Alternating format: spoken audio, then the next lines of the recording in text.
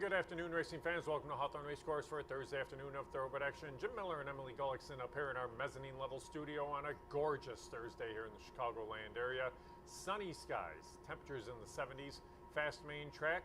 Our turf course is firm, and this is going to be the first day that we've run in lane 2 in about a month because we were rained off of it all last week. So turf course got rolled on Tuesday. It looks awesome, ready to go. It looks like a very nice day of racing here. Yeah, absolutely. As you mentioned, the weather's perfect, especially if you're a racehorse. It's nice and cool out there, even with the sun out in the summer day, and nice to be back on the grass too.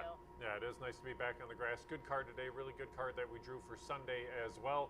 Looking forward to both of those days. Not a whole lot of scratches on today's card either. We had a couple of races with the MTOs coming out of it, but just like one scratch here or there. So the card held together rather well, and I'm looking forward to this card. As we see, there's racing going on at Saratoga today, Horseshoe Indianapolis. We just saw one on the Durf at Belterra, so a lot going on throughout the course of the racing day. Yeah. But it's going to be a really good day, I think, of racing here at Hawthorne too. Yeah, and you mentioned the good card on Sunday and some scratches, and I'll be a scratch on Sunday, an early scratch. That's okay, though. But the team is punishing me, sending me to support the White Sox, so it'll be an even match on that. You know, you have two White Sox fans though here I at know. Hawthorne. Myself and the Matt Quirk up in the TV room are both like guys. die-hard White Sox fans. So we're going, and I'm glad that you can come out there and join everybody to watch the White Sox. It's going to be hot, so there may not be a ton of people out there, but it's family first, and your mom is in town. You don't get to see her that often, so I think that's awesome that you're going out there and spend a day with her at the ballpark. She's in town for a very busy week too. She's been so busy. I saw her one night, Saturday, when she got in. I haven't seen her since, so it'll be nice to spend some time with her. I'm glad she's staying a couple extra days. She's seen some pretty incredible speeches thus far, so that's very cool too. But yeah, it's nice that she's in town. Nice that you're going to get to spend some time with her on Sunday as well. 9 races here at Hawthorne on this Thursday afternoon. Again, fast main track, firm turf course. We kick things off with babies, and the opener is the 2-year-olds. They're going to sprint 5/8 of a mile in the first. These are 2-year-old fillies in this spot. An interesting move in here, and I say it's interesting for this reason. Ravelli had 2 in here. He scratches Eliza Vance, but she's in against the boys on Sunday, and there's got to be some intent there. And I think it's intent that he thinks maybe both of these horses could have a big shot. The other Ravelli, Rogue Diamond, right now sits at 1-5. But when you make that move and re-enter the horse, then you have to think that looking ahead, he's got to like both of these horses quite a bit. I think so too, and somebody likes number 2 Rogue Diamond with the early action. This horse has been favored since the jump, and I gave Eliza Vance the push when I was initially handicapping, and one of the things that I was a little bit confused on with Rogue Diamond, I mean, you put 5-2 morning line, so there must be some hype there, but being a June foal, I mean, just turned 2, so giving up some maturity, I think that is notable, but maybe there's a runner and can jump up in this spot.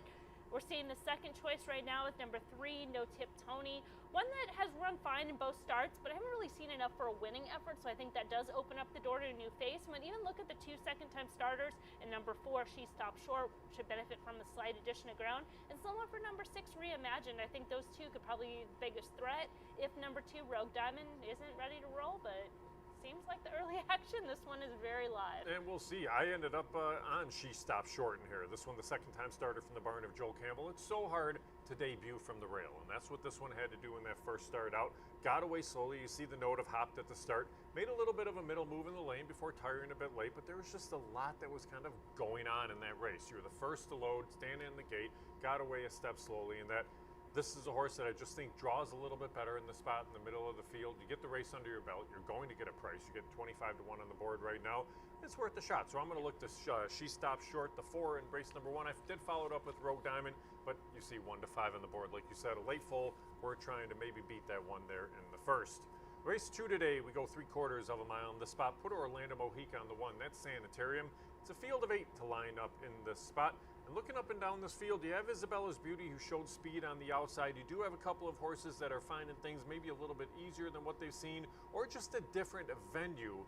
But it's kind of a weird grouping of horses coming together to make up this Illinois Maiden Allowance race. And I thought there was some potential maybe for some upsets in here. And I'm going to say that even though the horse that I picked is the morning line choice, but I think you're going to get that price there only because of the amount of races there with I Did the Math. But you thought Isabella's Beauty, I know, had a little bit of a look for you, right? I had a hard time with this race overall because you have that group of horses that are coming back from that August 4th event, and if you think that's kind of the race, then you'd upgrade Sanitarium as well as Isabella's Beauty, who kind of flip-flop in terms of post-draw and give Isabella's Beauty a slight edge just because she had to rush up against the flow, but Sanitarium also seemed very live and is getting some support in the early doubles.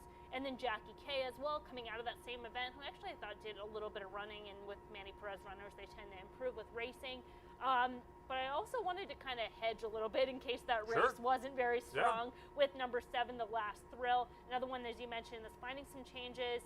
Chris Amy getting aboard, has the 42-day freshening, has had some gait issues, so getting the journeyman rider that's very aggressive, that could just be the key in here. So it was a spread race for me going in. Maybe after seeing the board and seeing the horses could narrow it down a little bit, but I thought the race too was tricky. And it wasn't. We talked about last time out. I mean, Sanitarium was the horse that I looked to in that last down. That was a 6-year-old making her debut in that spot. She ran fine, but we don't know how good that race was. Isabella's Beauty, again, ran fine in that race, maybe bled in that start and gets Lasix today. I did the math here just because the recent form has been good. You get Victor Santiago back aboard today. The break's going to be the key, though. This is a horse that has that tendency to get away slowly, and you just can't really do it in most races. Now, a race like this where nobody's super fast up front, but there may be a contested pace, as long as they get away okay, I think I Did the Math can come rolling at him late. Maybe everybody overlooks this horse just a little bit because the connections aren't as prominent as some others in this field, and I'm hoping if you get somewhere between 5-2 and 7-2, that would be worthwhile to me with I Did the Math. I wouldn't be surprised just based on kind of the action in the early doubles. There's no kind of clear standout in there, so they're going to be all over the place and probably in the same thing. Wouldn't be surprised if who's favored in the double isn't necessarily favored on the board. Right, yeah, that'll be an interesting betting board for sure there in race number 2. Third race, we go to the turf course for the first time today. We go 1 mile on the firm turf going, $20,000 claimers, not winners of 3 lifetime. It's a field of 7 to line up in this spot. Even the Wind is a horse that I laid at 5-2, or at 2-1, excuse me, and here all choked up at 5-2. Bourbon Life in with the mix. I thought maybe even Lawmaker could improve. I found this to be a pretty intriguing race as well. I know you gave a little bit of a look to Bourbon Life in this spot. I did. I kind of went tops and tails with all choked up as the early speed, and then Bourbon Life, the one I'd want as the closer in here. I think there'll be some price compensation, returning to the grass, versatile type, has that slight freshening, and should just be able to get a trip, has run competitive races. Julio Felix being aboard, I think, is a major key. Just been riding absolutely lights out, and then just couldn't dismiss all choked up just because they could just have a pace scenario in here that just sets them up on the front end. So those are the two trying to take on Even the Wind, but I wouldn't leave Even the Wind out to get a share. Just wanted to look for a little bit of an alternative on the front end. And I did end up on Even the Wind, but I actually backed it up with the Lawmaker in this spot, and it does come down to pace in here. I'm curious to see if somebody goes out there and challenges all choked up. Maybe Hey Moon, who went early in that start a couple of races back. Maybe Heliochrome from the inside just as a long shot to muddy things up a little bit, but that's what horses like Lawmaker, Bourbon Life, Even the Wind are going to need in this spot is some pace to run at. So that's the thing. It's going to be a little intriguing because if all choke up gets loose and lonely and backs things down, it might be over on the front end too. And I think that's what they're going to try to do because last time they tried to rate and we're like, that wasn't the best idea on that day. It got to be aggressive, especially on the outside, because if you don't go, then you end up getting caught wide and in chase mode. So send and hope for the best. He's at his best on the front end. So we'll see if that is the case for all choked up there in race number 3. In the fourth, $5,000 claimers in the spot. We go 3/4 of a mile in race number 4. Scratch the 3, Maligator. That one's back in on Sunday in a really good spot too. You get a field of 6. Dave Reed had Mon Ami Fuzzy in here as well. So why run 2 when one will do if they think they can both win? So Mon Ami Fuzzy is who I end up on in this spot. And I know you gave that one some consideration as well. Yeah, absolutely. I actually thought both the Dave Reed runners, just because Maligator on the drop I couldn't ignore, but I wasn't crazy about him. I just had to respect him, so that made my life a little bit easier going to Mon Ami Fuzzy, who, if there's a little bit of contention, which looking at the plot there should be some contention up front, definitely benefits this one. He's been in form, he's at the right level, just knocking on the door. This barn is just overdue to get a win. They've been sending out live runners, settling for the minors, so this could be the time and place. But another race that it's tricky and tough to trust, so I wanted to use a few more. I couldn't ignore number 4, Ziyu Soon, who's going to make a second start off that has the back numbers that would be competitive. keeping that one in a mix at a big price. And then I'm also going to keep an eye on number 2, Hatchet Creek. If the front wraps are off, that's one that can be an upgrade. Trainer Cheryl Weinbaugh's had so many horses running in the mix of late, and you look at the numbers and you're like, okay, there's just 3 winners. 10 seconds, 11 thirds. Everything from the barn's been running pretty good. I gave that one a little bit of a look and see you sooner than last out, but you're right, probably needed that race. Yep. Can definitely build off that start, could show a little bit more, and you're still going to get a price on that horse, so it wouldn't surprise me in there. And that's kind of the key. You know, I'm looking at the plot and kind of bunched up with number 6 Alpine Ghost, number 7 Lake Mills, and you're like, okay, if it's 3 to 1 on those and 7 to 2 on the other and 15 to 1, then I'm just going to let the math take over on that, but I'm not going to try to get too cute. Right, and it's definitely, the horse does merit a look there in race number 4. Race 5 today, $4,000 claimers, goes 3/4 of a mile. Scratch the 7 Jolie Ruler. They chose a starter on Sunday. That's a good starter race, and this is a horse that's right there in the mix with those. But with this field of 6 in here, again, it's the Macomat race or somebody else. The question is, has the time come for somebody to beat Macomat in here because you get a new shooter in Charlie Lightning? That's the route that I went in this spot, but Macomat's still going to take a whole lot of action. And Macomat's kind of tricky, right? Because he has that disqualification. If he didn't have that disqualification, he's not in this race because he wouldn't be non-winners of 3 eligible. So I think they're like, well, we've got the condition. We might as well go for it. Let's take our shot. I think they make a lot of sense in here. Charlie Lightning, from a pace standpoint, if he doesn't take pace pressure from read the transcript up front, definitely makes the horse dangerous. But that scenario there with those 2 up front, Macomat coming from a little bit further off the pace. Number 1, Risky Boy, one that can get overlooked, saves ground on the inside, looks to get first run. Couldn't dismiss Macomat, but 15 to 1 on Risky Boy.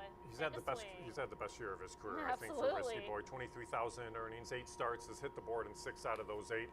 He's been very solid here. We'll see what he does for the 3rd start for the new barn, but he's also back down at the level right around where he got claimed out of that start 3 back. And you're right, he will be a price there in race number 5. 6th race, back to the grass. Another move that I like in here. The 1, Man on Attack, scratched out of this spot. They're running in the State Bred Stake on Sunday, and you say, okay, well, that's a much tougher spot. Not necessarily, because it's not going to be the same pace scenario. Man on Attack could be cruising along on the front end of that race on Sunday, whereas I thought this race could be a little bit tougher with some of the horses coming in. Hands off the goods, the 9 is out. That was the main track only. What we do lose, though, with Man on Attack out of here is pace. There's not a whole lot of pace in the race. I tend to wonder what Cowboy Justice is going to show us, because you dig back a little bit deeper, this is a horse that could show a little bit of speed. You're coming off a long layoff, though, but you're keeping the same rider. Declan Cannon is in to ride this horse. I think there's a lot of intent with Cowboy Justice today. I think so, too. And looking at the plot, as you mentioned, is one that has enough tactical speed to make the lead in this field. You figure you're on the inside, especially coming off the layoff, and if you are the best horse in the race, just stay out of trouble and go to the front and let your horse just kind of run and cruise. And you have the layoff, you have a short price. It's not always the best scenario, but sometimes when you have the best horse, it is what it is.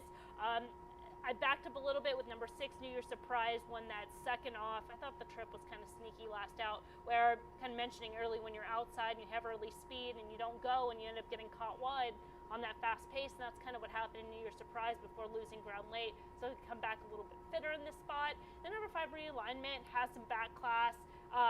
Doesn't have the back class as others, but presents the upside. So a couple ways to go if you don't quite trust Cowboy Justice in here. The connections were pretty high on New Year's Surprise in that last out. I remember that going into that spot. You tend to wonder if they needed that race coming in off a really long layoff. And the trip is kind of one of those that sometimes you're looking at the trip and you're looking for that obvious trouble, and you're like, oh, there's the trouble trip that will play back. And when you rush up and it's a fast pace and you're caught wide, especially coming off the layoff, that's a combination that you go, all right, I got to give this horse a pass, especially they're coming right back. Right.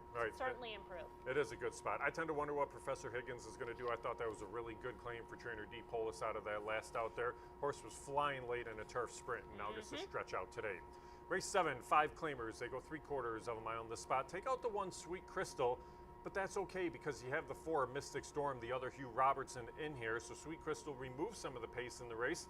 Maybe it opens things up a little bit for the stablemate, because Mystic Storm is going to take action, should be forwardly placed here. I think that's a horse that could be pretty tough today. I think so too. As an individual, it's definitely the horse to beat, but taking out some of the pace could upgrade number 6, Top Look, who might be low in speed in here. Perhaps Mystic Storm is just enough, the better horse in the race that can kind of put herself in there and keep Top Look honest. I wasn't really crazy about Top Look as an individual, but I have to respect the pace advantage. Mystic Storm probably has to sit a little bit closer and look for first run. Number 2, Jocelyn might be able to put herself into the race a little bit early too, and that could be the key in terms of trip. I think if anything gets Mystic Storm beat, it would be the pace scenario. Yeah, and I'll be curious. I did end up falling on Top Look after the scratch in this spot, and this is a horse that's been popular at the claim box. Seems like every time they claim it, they try to run it against just a little bit too tough, and then you get back down to a level of claim and the horse runs a good race. Well, that's where you're at here for Top Look. I think they're very well spotted in race number 7. I thought that horse could be pretty solid in there.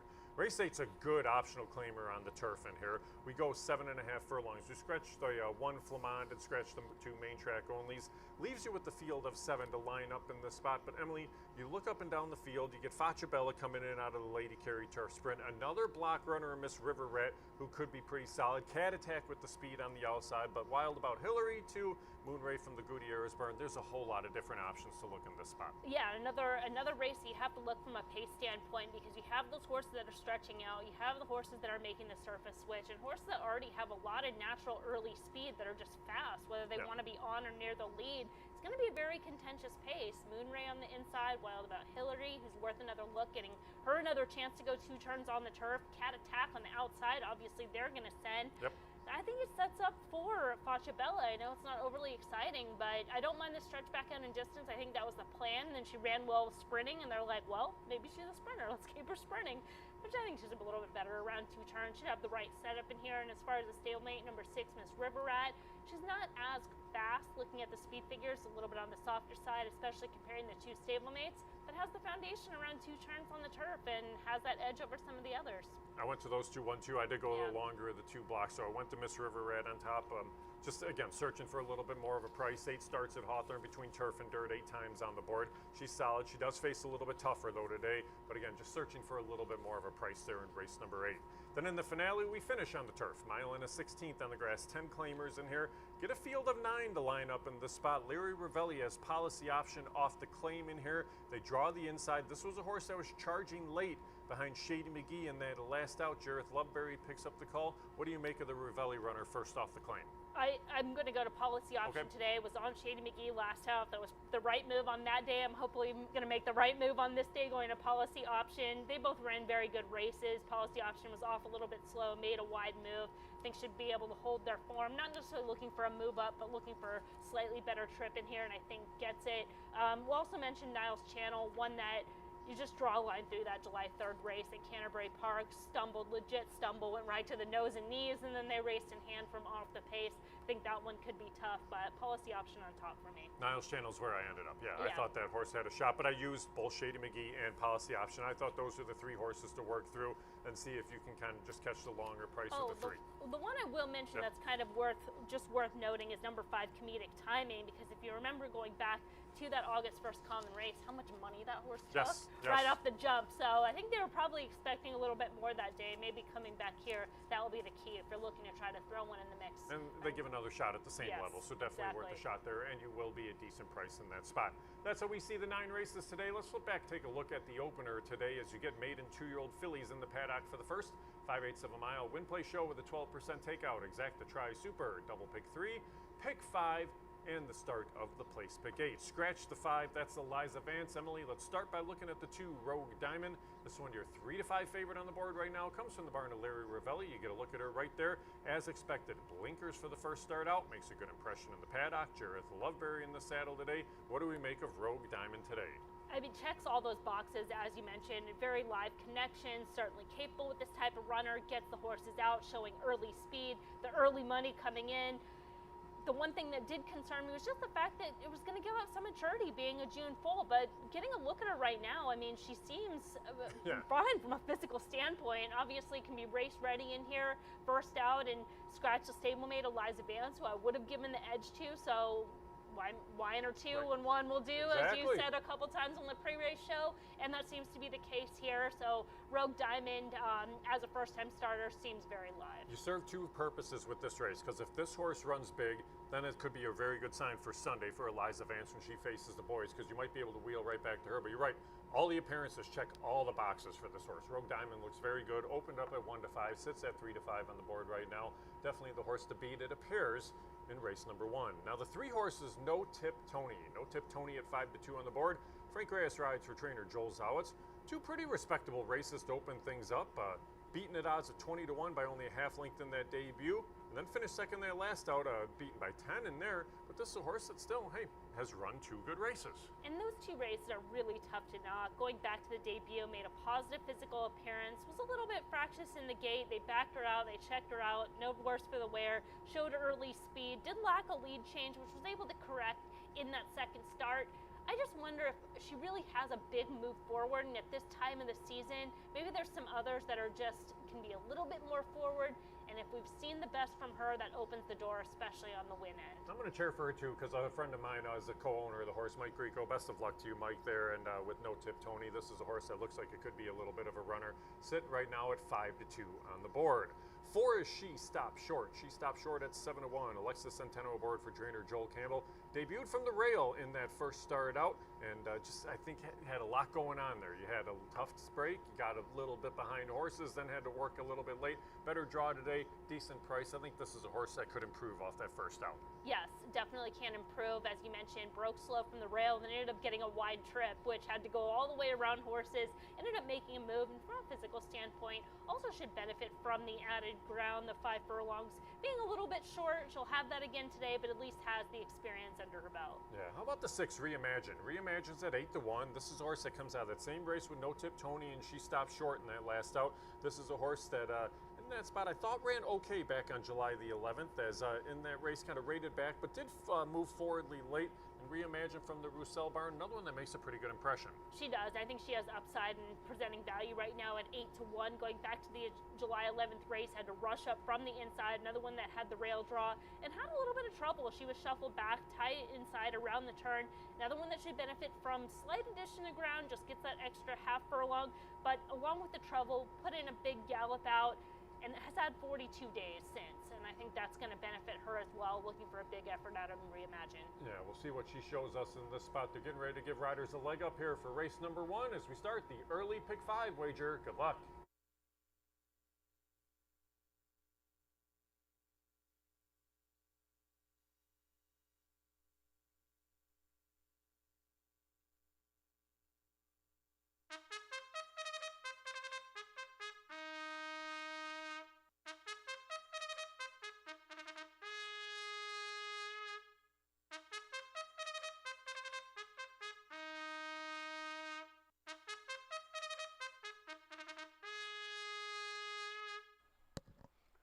Coming on the track for the Thursday opener, they'll go 5 furlongs on a fast track stretch. 5 Eliza Vance. That leaves a field of 6. No jockey changes, no overweights.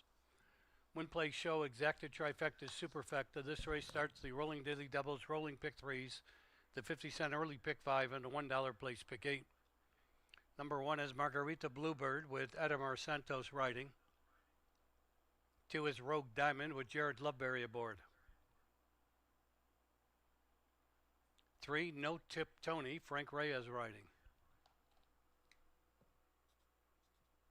4, She Stopped Short, Alexis Centeno. 5 is Scratch. 6, Reimagine, Julio Felix aboard. And number 7, Omaha Stamper, Sean Blanche will bring it to the gate. They'll all be there in about 5 minutes. Kick off the Thursday program here at Hawthorne. We do urge you to make your selections early. Dirt track fast. Turf is firm all day today. Thank you.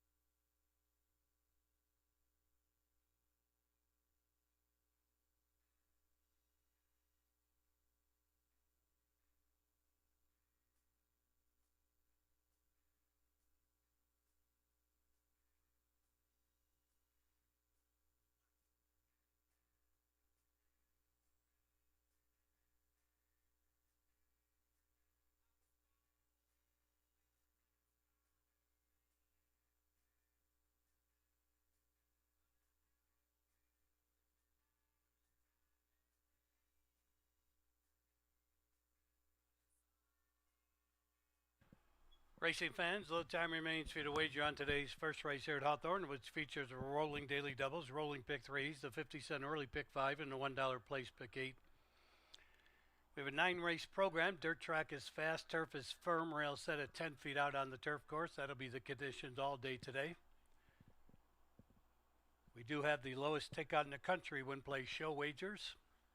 We also have a low 8% takeout in the place pick 8 wager starting here in the first. We do thank you for joining us wherever it may be across the betting network. Just a beautiful day for the race today. They're moving towards the gate for race 1 at Hawthorne. We do urge you to make your selections early.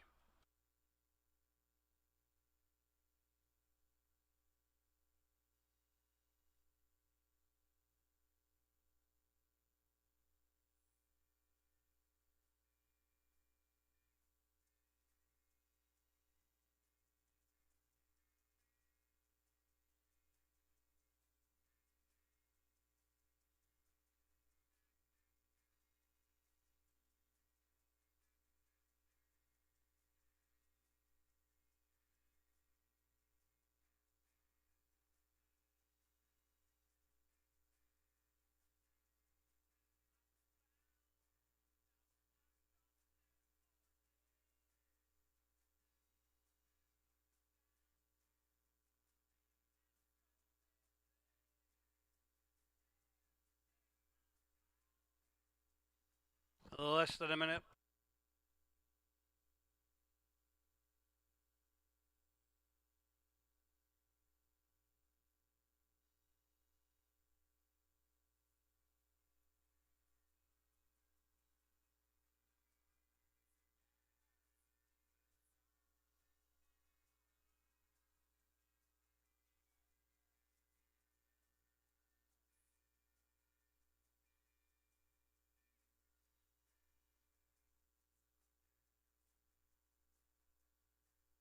Racing fans are at the starting gate for today's first race. 2-year-old fillies going 5 furlongs. Horses are entering the starting gate.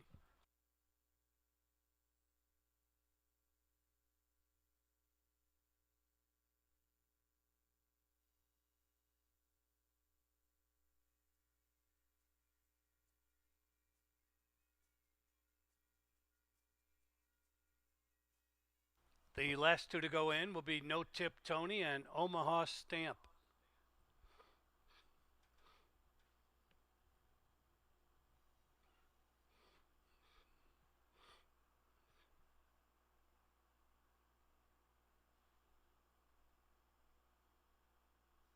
No Tip Tony is in. Omaha Stamp will be the last to load. She's in. They're on the gate.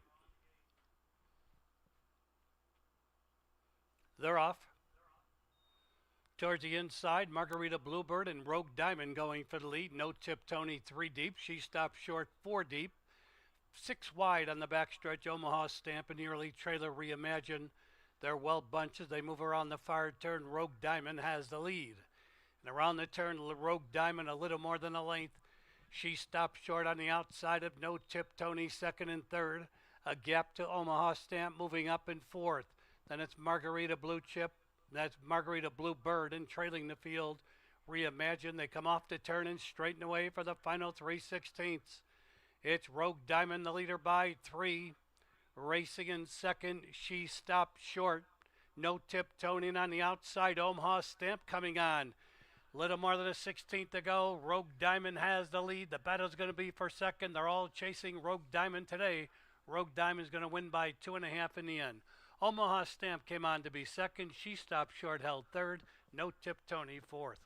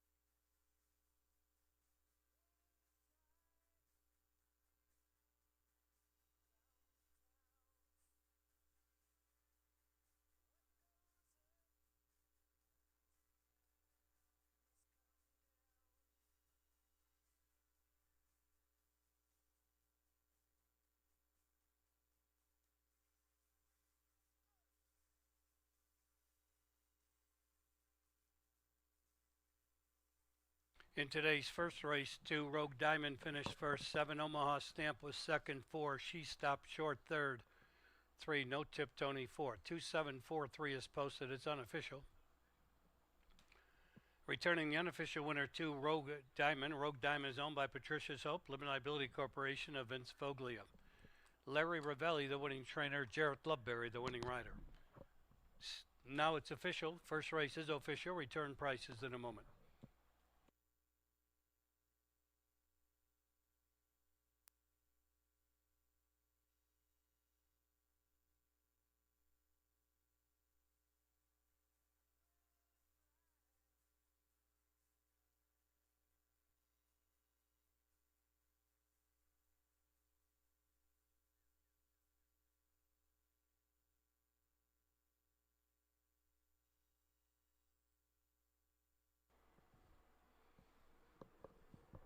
First race is official, running time 59.42.